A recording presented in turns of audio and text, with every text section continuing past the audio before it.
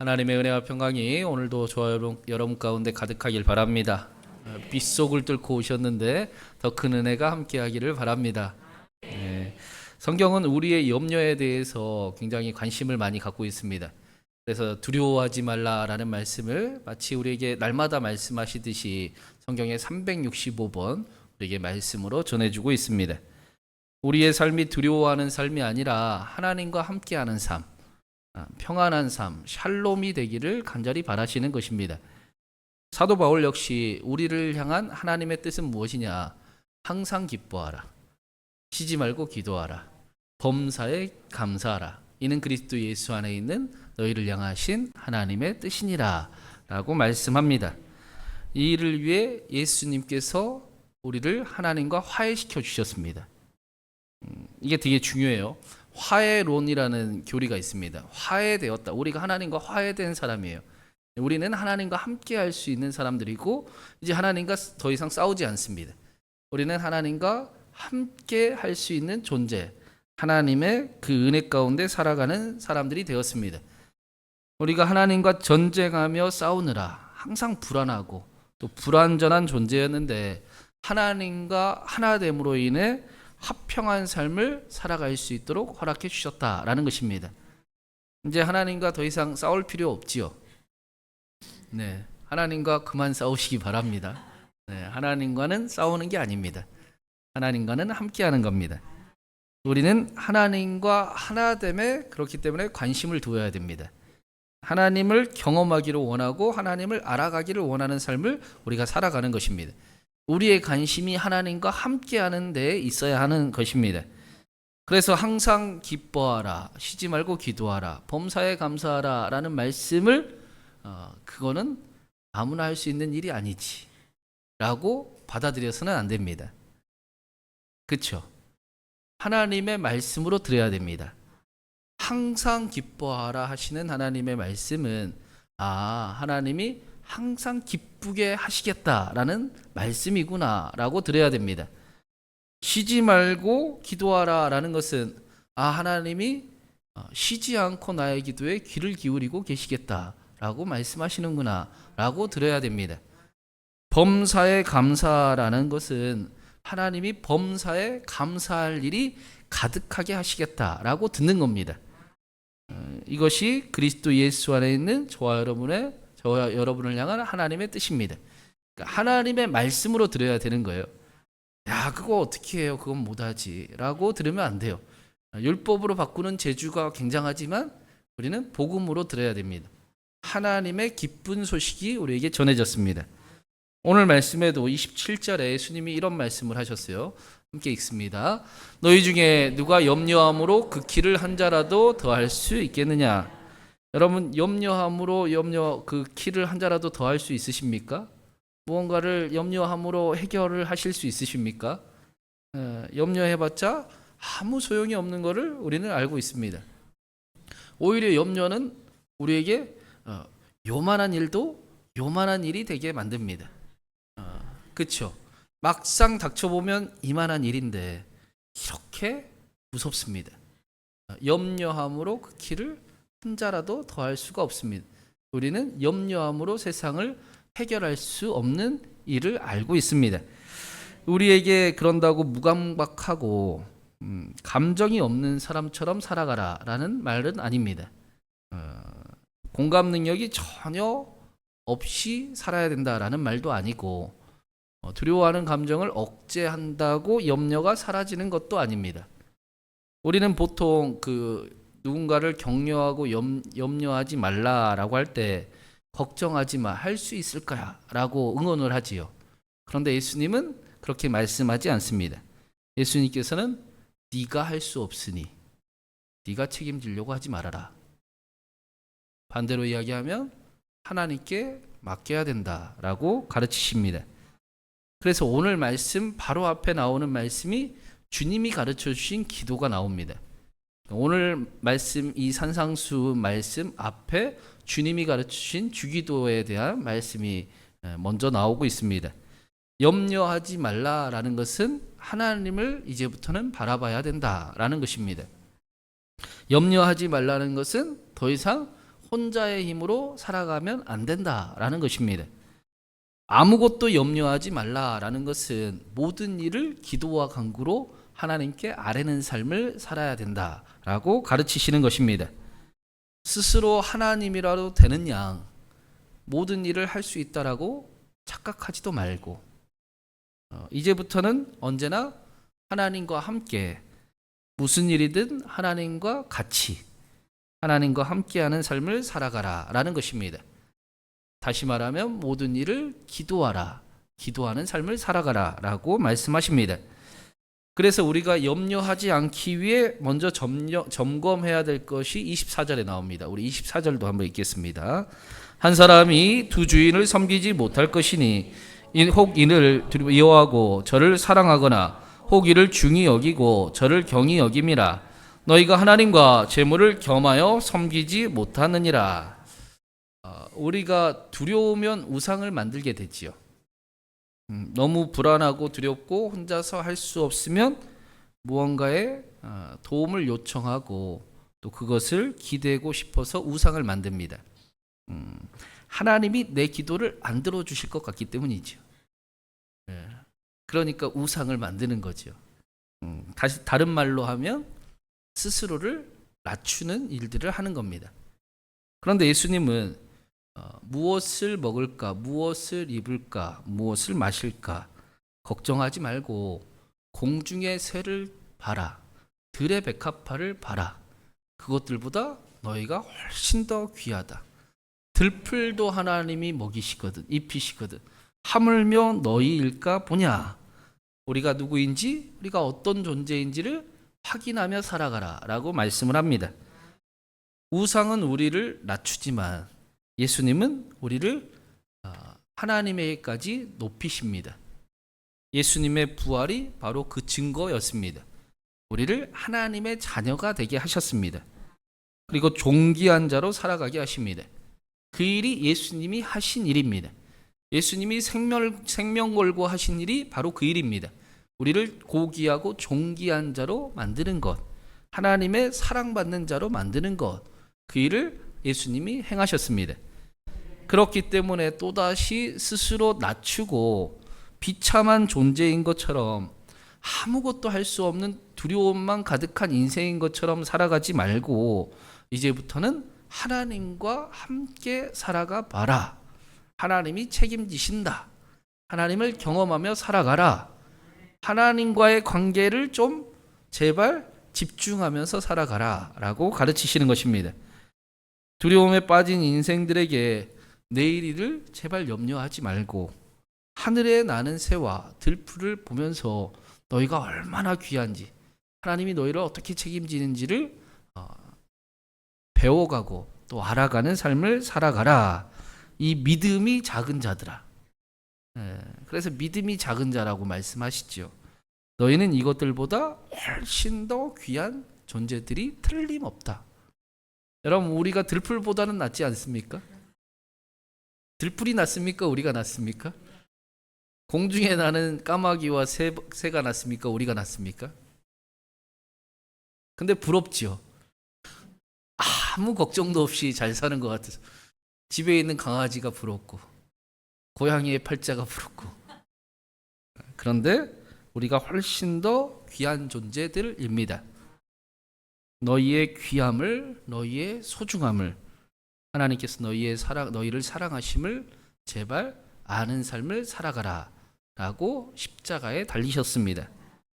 하나님께서 우리를 택하시고 부르시고 존귀하게 하시고 영광스럽게 하시는 그 일을, 그 하나님이 하시는 일, 하나님의 크심과 하나님의 높으심과 하나님의 위대하심을 바라보며 경험하며 살아가라 라는 것입니다. 제가 기도 제목이 하나 생겼어요.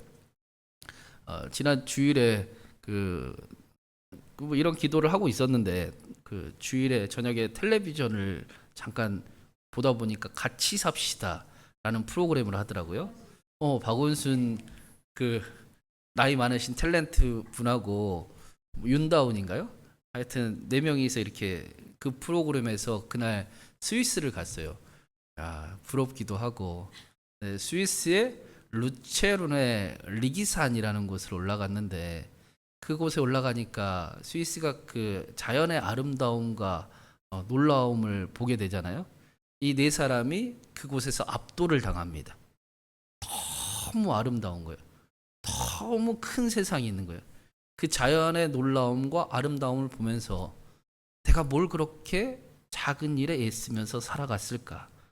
내 이때까지 평생을 뭘 그렇게 힘들게 애쓰면서 가면을 쓰고 포장하며 살아가려고 힘썼을까 하면서 펑펑 울어요. 자연의 그 위대함 앞에 나의 작음을 발견하고 나의 한낱 그 괴로움을 후회하면서 펑펑 우는 모습을 봤습니다.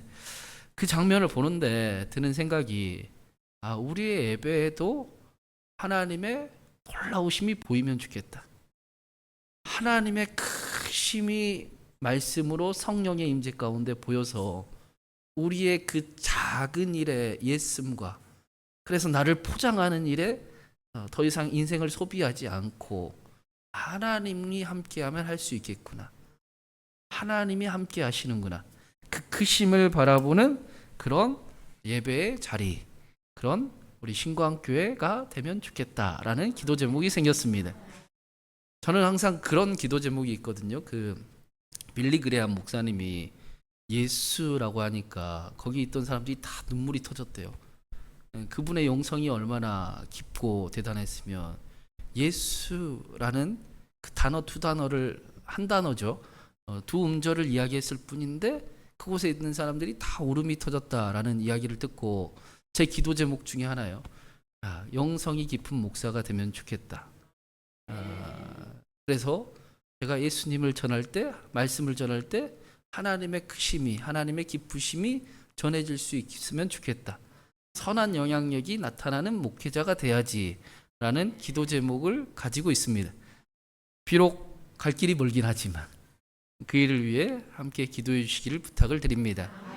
우리 교회가 하나님의 위대하심이 경험되고 앉아만 있어도 하나님의 크심이 느껴져서 하나님이 나를 책임지시오. 하나님이 나를 사랑하시지요. 하나님이 계시니까 내가 할 수 있겠네요 하고 위로와 다시 일어남이 소망이 생기는 우리 교회와 우리의 예배가 되기를 간절히 바랍니다. 예수님께서도 이 일을 우리에게 알려주시는 겁니다. 하나님을 만나면 하나님과 함께하면 삶을 이길 수 있다. 두려워하지 않아도 된다. 염려하지 말아라. 삶을 감당할 수 있는 힘이 여기 있다. 하나님께 집중하며 하나님을 바라보며 너희의 존재가 어떠한지를 확인하는 삶을 살아가라 라고 말씀하십니다. 그런즉 33절 34절의 마지막으로 이렇게 이야기합니다. 그런즉 어떻게 해야 되느냐? 우리 마지막으로 읽겠습니다. 그런즉 너희는 먼저 그의 나라와 그의 의를 구하라. 그리하면 이 모든 것을 너희에게 더하시리라. 그러므로 내일 일을 위하여 염려하지 말라. 내일 일은 내일이 염려할 것이요 한날의 괴로움은 그날로 족하니라. 하나님을 먼저 생각하는 삶 속에 하나님을 알아가는 삶을 살아가라 라고 말씀을 합니다. 하나님을 먼저 생각하는 그 삶에 하나님을 경험하게 될 것이다 라고 말씀하십니다. 하나님의 채우심을 삶 속에서 경험하며 살아가라. 하나님이 모든 것을 더해 주시는 것을 경험하면서 살아가 봐라. 염려하지 말고 하나님을 바라라. 한날의 괴로움은 그날로 족한 것이다. 염려하지 말고 두려워하지 말고 하나님과 함께 살아봐라 라고 말씀하십니다. 우리는 초대교회에 실제로 이렇게 살아갔던 사람을 우리는 잘 알고 있습니다. 특별히 초대교회는 바울과 바나바를 보고 우리 주 예수 그리스도를 위하여 생명을 아끼지 아니하는 자라고 불렀습니다. 바울과 바나바는 우리 주 예수 그리스도를 위하여 생명을 아끼지 않는 삶을 살아가는 사람들이었습니다. 먼저 그의 나라와 그의 의를 구하는 삶을 그들이 살아갔다라는 것입니다. 그리고 우리는 바울과 바나바가 얼마나 아름답고 얼마나 멋지고 얼마나 대단한 삶을 살아가는지 우리는 잘 알고 있습니다. 바울과 바나바를 통해 얼마나 많은 사람들이 위로를 받고 힘을 얻고 생명을 얻고 또 꿈을 꾸며 행복과 기쁨을 얻게 되었는지도 우리는 잘 알고 있습니다. 주 예수 그리스도를 위하여 생명을 아끼지 아니하던 그들을 통해 하나님의 말씀이 약속대로 이루어졌습니다. 모든 것을 더하시는 삶을 살아가게 하셨습니다. 이것이 하나님의 목표입니다. 우리를 영광스럽게 하신다면서요. 우리를 향하신 하나님의 목표요, 하나님이 우리에게 행하시는 일입니다. 우리는 하나님을 사랑하게 될 것입니다. 하나님을 위해 살아가는 사람들이 될 것입니다. 그리고 우리를 통해 하나님의 나라가 우리의 가정과 우리의 삶의 자리에 아름답게 이루어질 것입니다. 그런데 하나님은 절대로 억지로 시키지 않습니다. 초대교회 역시 그 일을 억지로 하지 않았습니다. 기쁘게 했습니다. 주 예수 그리스도를 위하여 생명을 아끼지 아니하고 희생하고 헌신하고 섬기는 일이 기뻤습니다. 누군가 억지로 시켜서 하지 아니하고 자원하여 내가 하고 싶어서 내가 하나님의 나라를 하나님을 위해서 살아가고 싶습니다 라는 고백 가운데 그 일을 영광스럽고 기쁘게 살아갔습니다. 얼마나 예수님을 사랑했으면, 얼마나 예수님을 사랑하는 일이 좋았으면 그렇게 살아갔겠습니까? 사도들도 우리와 똑같았지요. 사도들도 우리처럼 모두 다 자기 중심적이고 자기가 먼저인 사람들이었습니다. 그런데 그들이 하나님의 사랑을 보았습니다. 하나님이 얼마나 사랑하는지를 알게 되었습니다. 그래서 멋진 삶을 꿈꿉니다. 고귀하고 존귀한 삶을 살아가기를 바랍니다. 하나님이 그 일을 어떻게 이루어 가시는가를 경험하기를 바랍니다. 하나님의 사랑은 다른 사람을 위한 일이 아니잖아요. 나를 위한 일이잖아요. 사랑하는 사람이 되면은 누구를 위해 좋습니까? 네. 여러분, 용서하면 누구를 위해 좋습니까? 움켜진 손을 피면 내 안에 자유가 생깁니다. 나를 위해 좋습니다. 누군가를 미워하지 않으면 누구에게 좋은 일입니까? 누군가를 위해 누군가를 향해 코박씨를 까거나 뒷담화를 하지 않으면 누구에게 좋습니까? 안 해도 되겠습니다. 그렇죠? 우리는 고귀하고 존귀하게 살아가도 됩니다. 바로 나와 여러분을 위한 일입니다. 내가 사랑받는 존재, 내가 어떤 존재인지를 깨닫게 하는 삶의 방향이고 또 길이기도 합니다. 나에게 하나님의 사랑의 능력을 보여주시기 위함이기도 합니다. 그래서 오늘 말씀에 보니까 예수님께서 그 하나님의 사랑을 뭘 통해 보라고 하십니까? 들풀을 통해 보고, 새를 통해 보고, 또 뭐가 있죠? 백합화를 통해 보고, 또 하나님의 창조물들을 통해 그 일을 확인하라. 서로를 통해 그 일을 보라라고 말씀하십니다. 우리에게는 그 일들을 배우는 시간이 필요합니다. 배움의 시간이 있어야 되고 성숙의 과정이 있어야 됩니다. 우리는 우리가 하나님이라도 된 양 우리의 삶이 실패한 것이라고 자꾸 착각을 하는데 우리는 배워가는 중입니다. 성장과 성숙의 과정을 가고 있습니다. 우리는 예수님을 닮아가고 있습니다. 우리가 실패라고 생각하는 일은 사실은 우리에게 반드시 있어야 되는 그런 배움의 과정이었습니다. 최근에 저희 집에 저희 루아하고 친구가 왔어요. 네, 저희 루아는 동생이 있잖아요. 그리고 또 다른 친구 둘이 왔는데 한 친구는 동생이 있고 한 친구는 외동이에요. 지금 이제 동생이 있는데 하여튼 그러니까 그 한 친구는 거의 사랑을 독차지하면서 자랐고 또 저희 루아와 한 친구는 동생이 있으니까 지지고 볶고 했을 거 아니에요. 다 내 거였는데 빼앗겨 본 그 슬픔과 그 아픔과 그 고난의 시간을 배움을 통해 배웠잖아요. 7살이 되어서. 그러니까 행동하는 게 달라요. 두 친구는 안나가 달라고 하면 그래 너 해라 하고 주는데 그 외동은 이해를 못해요. 엄마한테 계속 물어봐요. 왜 그래 안나는? 왜 저래야 돼? 하고 다른 삶을 살아가기를 원해요. 그래서 그 친구의 엄마가 속이 좀 상하는 거예요. 루아하고 안나는 어른스러워 보이고 언니 같아 보이고 오빠 같아 보이는데 왜 우리 아이는 이런 모습을 배우지 못했을까? 근데 과정이 있었기 때문이죠. 그 아이도 그 친구도 언젠가는 배우게 되겠죠. 이제 동생 생겼으니까 배울 수밖에 없어요. 우리의 과정도 배움의 과정을 우리는 걸어가고 있습니다. 우리의 과정은 우리의 삶을 실패라고 여기면 안 됩니다. 우리는 하나님이 아니잖아요. 그렇죠? 하나님이라도 된 양 실패했다고 착각하지 마십시오. 우리는 배워가고 있고 우리는 배움이 필요합니다. 들의 백합화를 통해 배울 것이고 새들을 통해 배울 것이고 우리는 서로를 통해 배울 것입니다. 가장 안전한 배움의 장소를 허락받았습니다. 밖에서 그 일을 배우려면 돈을 많이 뜯겨야 될 수도 있습니다. 많이 손해를 봐야 될 수도 있어요.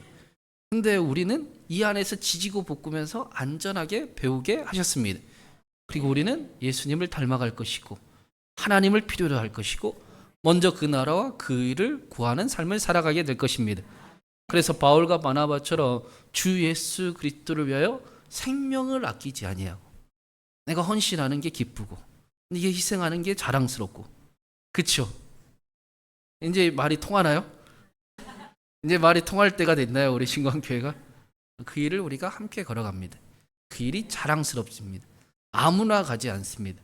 그 사랑을 아는 사람들, 내가 누구인지 내가 어떻게 고귀하고 존귀한 자인지를 아는 사람들, 성숙의 시간을 경험한 사람들, 배운 사람들이 그 길을 걸어갑니다. 사랑하는 여러분, 우리 신광교회가 복된 교회입니다. 함께 지지고 볶을 수도 있지만 서로 배우고 성숙의 과정을 이루어가고 먼저 그 나라와 그 일을 함께 구하는 저와 여러분 되기를 간절히 바랍니다. 그리고 얼마나 아름다워질 수 있는지, 얼마나 행복할 수 있는지를 우리가 함께 누리면서 더 아름다운 인생을 꿈꾸는 저와 여러분 되기를 간절히 바랍니다. 저와 여러분을 통해 우리 신광교회를 통해 우리의 가정이 아름다워지고 또 우리 자녀들이 복되지고 우리의 삶의 자리에 하나님의 나라가 하나님의 뜻이 이루어지기를 주님의 이름으로 축원합니다.